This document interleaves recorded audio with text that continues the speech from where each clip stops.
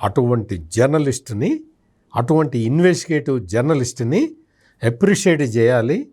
నిజంగా కూడా ఇంత పెద్ద కుంభకోణాన్ని బయటికి తీసుకొచ్చిన రాజుకి ఉత్తమ జర్నలిస్ట్ అవార్డు ఇచ్చి సన్మానించాలి. కానీ జగన్మోహన్ రెడ్డి ఏం చేశాడో తెలుసా?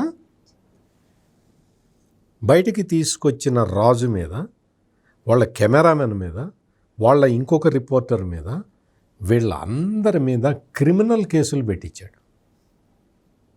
క్రిమినల్ కేసులు.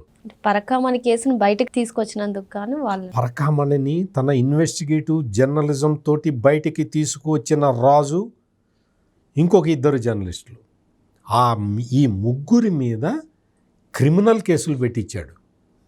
క్రిమినల్ కేసు ఎట్లా పెట్టించాడో తెలుసా?